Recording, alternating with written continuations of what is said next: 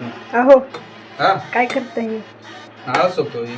कशाला आता डोसा पण होती ना मग नारळाची चटणी बनवतो. असं म्हणताय का? बनवते की.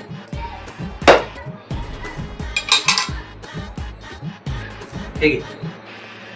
तुला बघून बघून गेलो या दंगून उन्हाचं चांदण झालं या.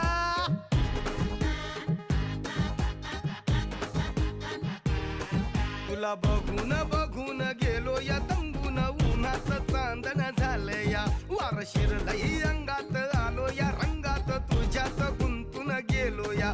माझ्या उरात धडधड कशी होती या फडफड. माझ्या उरात धडधड होती या फडफड. जीवात पाखरू झालं या मला उडू झालं या मला उडू